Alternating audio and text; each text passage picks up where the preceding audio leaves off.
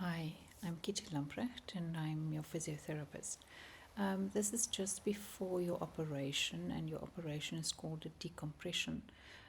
Decompression just means that it is to relieve the pressure on either the nerves or the spinal cord, and the reason that there is pressure is because the canal is too narrow. I know that Dr. Lamprecht has explained this to you and have shown you the MRI, but I'm going to try and explain it in a different way. So our back have got two columns. On the front column, we've got a disc. So in between the vertebrae, there's an intervertebral disc.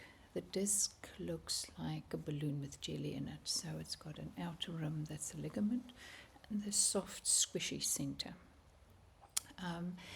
The Because there's a soft center, we have pressure in the disc, and things that we do push up the pressure, and then that squishy center dehydrates. So in essence, what it means is that it loses its height, so the vertebrae come closer together, but it also dehydrates. So that squishy part, that shock absorbing properties on there. But the third thing, and this is quite important, is that that squishy center also feeds the cartilage of the vertebrae. So when it's not there, that cartilage deteriorates.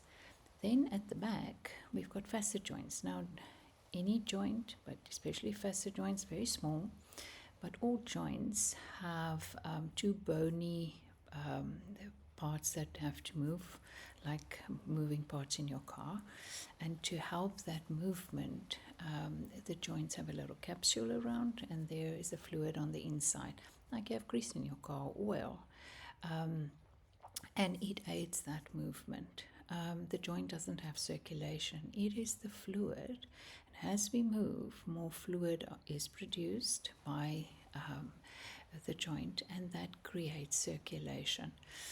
Well, as we get older, obviously we move less, and less fluid is produced, but also the cartilage starts deteriorating.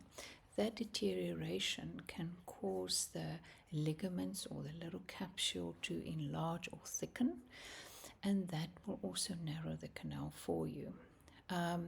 So what is Dr. Lamprecht going to do? Well, he's going to go from the back, and he is going to cut a small window in the bone so that he can get into the canal. And with a microscope, he's then going to open up the canal for you. So take away all the thickening and make sure that there's enough space for the spinal cord and then the nerves. It's quite important to remember that it does not in any way affects the stability of the neck. So movement in the neck can happen immediately. You don't need to have a neck brace because we want those, and as I explained about the facet joints, we want them to move. So when you wake up, you will be lying on your back. You will have a wound at the back where they did the operation. That can be quite painful. If it's painful to lie on your back, then you can turn. Okay, don't.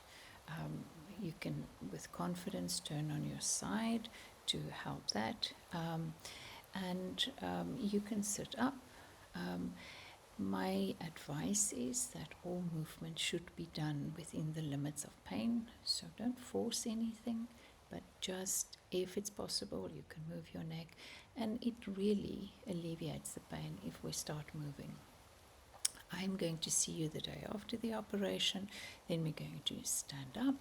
I will give you a little heat pack that you will wear to help with the muscle spasm in the back, and then as we start mobilizing, you'll find that things will get much better. A few important things is that move your legs when you're in bed. Make sure that you Don't lie absolutely still, we don't need to, but it's important that we move the legs. You can sit up to eat, so you don't have to be scared that anything will happen. The only thing, and this is I think the most important thing, is we don't want to stretch.